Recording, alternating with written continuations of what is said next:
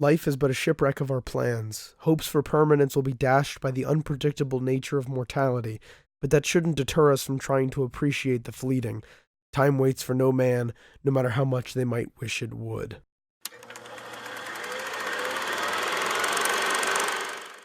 Alright, before this starts, I'm sick. Frozen 2 was actually alright. The film was consistently a tick above average in most areas without ever truly reinventing the wheel. Despite following a worldwide phenomenon, the film chooses to stray away from the structure of the original and attempt to deep dive into the cast's next steps. I'm not sure if most people will appreciate the direction taken here, as most of the story beats collapse due to overconfident writing, but I found it to be an enjoyable time nonetheless. Anna, Elsa, Kristoff, and Olaf begin the film living comfortably in their kingdom, planning their life as if they finally reached the perfect lull. This introduces an interesting, yet underdeveloped theme of permanence.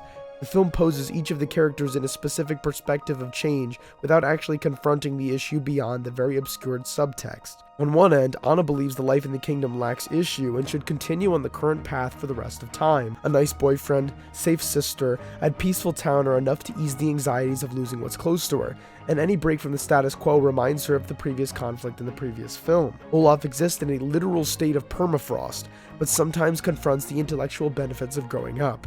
Kristoff has been planning a proposal to Anna, but her focus on permanence distracts her from the people around her and the value they might give. Elsa sees value in Arendelle, but secretly she feels that her purpose lies elsewhere, a place where she can be one with her powers, despite leaving the people and breaking the oath that she made in Frozen 1. What could have been a rather stressful plot of accepting change but recognizing the value of relationships falls extremely flat when the film diverts attention unequally between characters. Olaf's curiosity to new experiences and Kristoff's emotional conflict with someone who expects focus but gives nothing are both relegated to a single song before being dropped from the narrative. It's clear that the writers only had the strength to juggle the sister relationship once again, which is depressing given the potential for a more complex narrative. That's not to say that the Anna and Elsa plot isn't interesting. I was impressed by the way that it covers the difficulty of letting go with someone and the trust that requires, but the decision to leave multiple plots on the wayside hurts the film's momentum. When the movie concludes and half of the subplots seemingly disappear, you begin to wonder why they were offered in the first place. To give a change of setting from the snowy forest in the first film, the plot introduces a enchanted, non-snowy forest north of Arendelle.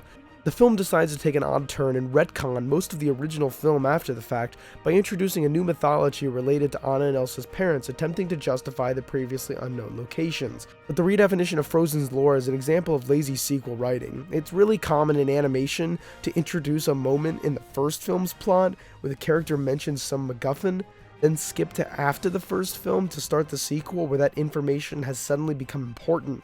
That's miserably bad writing in any case, but this film introduces information in hindsight that fundamentally hurts the plot of the first movie. In Frozen 1, Anna and Elsa's parents actively dissuade Elsa from using her powers and die in a sudden boat accident, leaving Elsa guilty over her differences, and Anna lonely after losing her parents physically and sister emotionally.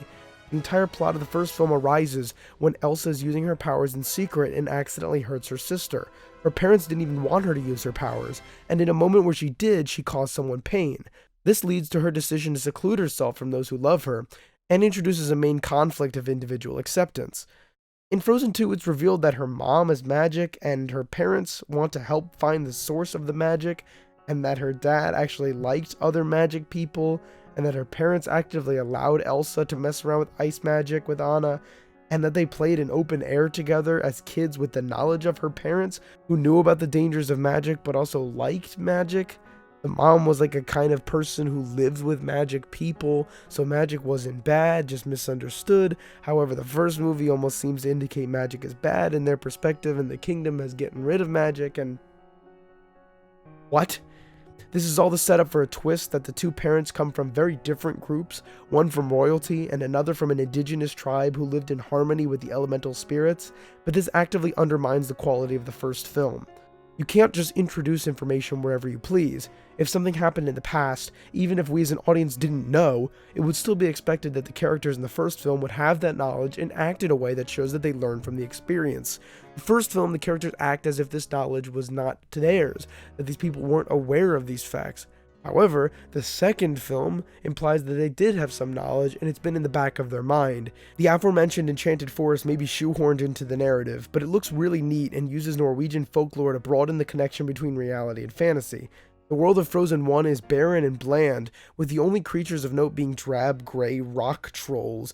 Nothing is really visually popping in the first film aside from some fantastic shots of reflective ice palaces. However, the first film limits itself to a blue shine in most scenes. The film perfectly blends photorealistic animation and stylization like that of a folklore. Sprawling forests, giant rock monsters, roaring waves, and dynamic lighting make this one of the best Disney films to look at. Many drew comparisons to Zelda in the first trailer, and I actually find that to be a good reference point. Frozen 2 captures a sense of mythology and adventure throughout, a refreshing change of pace from the first film's mild rebellion to the stereotypes of fairy tales. Genuinely, that's probably the best part of the film, the way that this sequel distinguishes itself from the first in the way it presents its setting, mythology, and characters. The first film holds tight to the narrative of a Disney fairy tale, and receives much of its praise on the way it subverts expectations of its own genre. Frozen 2, however, drops that framework entirely, following a narrative closer to an adventure fantasy film. Anna and Elsa's adventure introduces the audience to a variety of new species, set pieces, stories, and even people. Focusing the plot on the clash between indigenous groups and the colonial kingdoms is kind of an interesting idea coming from a studio with fairly memorable baggage in this case. Though it paints the colonizer as the villain, aiming to steal resources from the land of the indigenous, the film ends by perpetuating the monarchy as one would expect. To paraphrase the great Lindsay Ellis, late-stage Disney chooses to make minor, obvious comments on the oppressor in charge rather than the system that put them there. A minor plot where Anna and Elsa's grandfather was a racist murderer puts blame on the man, not the entire practice of owning people in a kingdom or the monarchy in general. The film never tries to confront the issues of moving a kingdom north and trying to acquire people with their land, and the film ends happily as both the main characters extend their political grasp in the kingdom's reach. Don't worry though, it's not that bad. These are good queens, not like the bad king. This won't happen again, and the system itself is nothing related to the badness. In this case, the film maybe could have taken a greater stance there. It's not really a negative to the film, but it really is a cliche that probably could have been subverted given the other part of the film's rebellion that really takes a stance against the fairy tale style. Anyway, the music is an important aspect to mention in any Disney film, but especially for the sequel of one of the most popular musicals of all time. As we can all remember, many of the tracks from the first film were played ad nauseum for years on end. Kristen and Robert Lopez were already big names in the industry, but their success in capturing the quote-unquote Disney magic in the first film piqued their career. Nearly every song in that soundtrack became a phenomenon, and Let It Go redefined the Disney music space. The world before Let It Go and after Let It Go are very different, but I'm not sure if I can say the same for this film, however. The first film has a really consistent soundtrack, with every song being roughly as good as the last. I don't remember thinking any of them were amazing, but I did appreciate that they were all pretty good. This time around I found that the troughs were much lower, but the peaks were a lot higher. Tracks like Some Things Never Change and The Next Right Thing are almost miserably bland. They capture motifs of the first film's soundtrack, but never really attached to the mind. It was clear that they were banking on the first film's success and hoped to repeat what was already done to no avail. However, tracks like When I'm Older and Lost in the Woods seem to take a more experimental approach, fundamentally restructuring the way you'd expect to hear a Disney song. Dissonance is key in the first track here, and the second is an out-of-place 80s power ballad that actually works really well emotionally in the scene that it's trying to convey. Special attention should be given to Idina Menzel's performance on Into the Unknown, which masterfully blends her amazing vocals and an in-universe sample to create one of the best Disney songs in history. Let It Go may have been popular, and I suspect the technical focus on this track to be off-putting to some, but Into the Unknown deserves a lot of recognition, and I really hope that that's the big takeaway from this film, that the music tends to be a little more experimental. The marketing seemed to imply a more complex, emotional story for these characters, and while there are certainly moments where they could have taken the story down an interesting route, the film neglects many of the possible routes and applies the brakes a little too hard. The animation captures the magic of the scenery, but that environment can feel desolate with purpose to be there. That's never really captured. Music is great when it wants to be, but otherwise it simply fails at replicating the first film's success. I think the writers got a little arrogant here, and decided to tell both a restrained, emotional story of fear while trying to expand an incredibly small world into a full-scale fantasy adventure.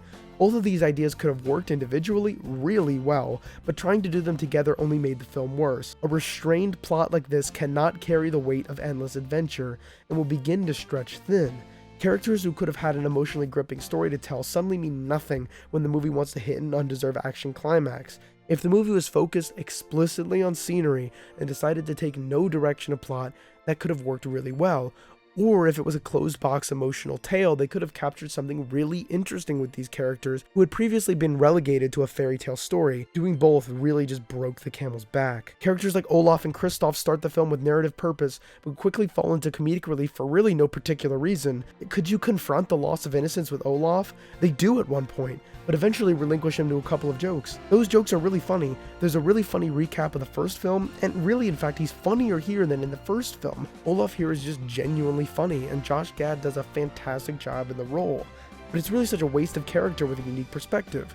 In the beginning of the film, they hit an interesting idea that maybe Olaf is getting older, because of course he was just born. Now he's learning sadness, he's learning anger, he's learning ideas, he's learning perspective, he's seeing a new world. They don't choose to focus on that because by the end of the film, he's written off and pretty much killed for most of the film, and they really never come back to reconvene on that idea. Kristoff is constrained in a similar way, starting the film with the goal to change his relationship with Anna, but failing to get through her self-established wall of status quo.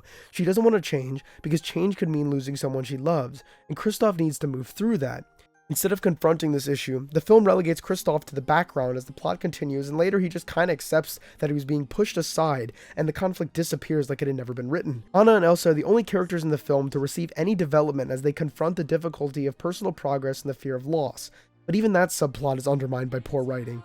Anna wants to stop Elsa from saving the forest alone because she might die, but the film never approaches the fact that Elsa has literal superpowers while Anna does not. Maybe there was something to say here about not recognizing the capabilities of a loved one and fear that you might lose them. That's a lack of trust, and the movie treats Anna like she was right to restrain Elsa by having Elsa fall behind her own hubris. You can tell that these threads in the film had potential, but they were left underdeveloped for one reason or another. It doesn't seem like the film wanted to take that expressive reach. It didn't want to have that conflict between Anna and Elsa about trust. They never wanted to make the explicit definition of these problems. Maybe they were supposed to be subtext. The people talking about this film, the people behind it, often defined it as a complex emotional story, and I think that they're absolutely wrong here. A complex story would actually confront these ideas. This film has these ideas. They're kind of subtext, maybe when the film wants it to be, but they never truly address them as main points of the plot. In that regard, it's not a complex film, it's a film with potential, and that's really all Disney does. They have potential for discussion, no real addressing the discussion. So when I want Anna and Elsa to address these trust issues, when I want Kristoff and Anna to address the problemed relationship that they bring up, they never truly do it, and it wouldn't be that complex for a children's movie. These are all plot threads they could actually confront. These are all plot threads that people could actually understand and would make for a more well-rounded plot. They just never really choose to do it, and in the few moments that they do, they back away before there can be any meaningful impact on the story.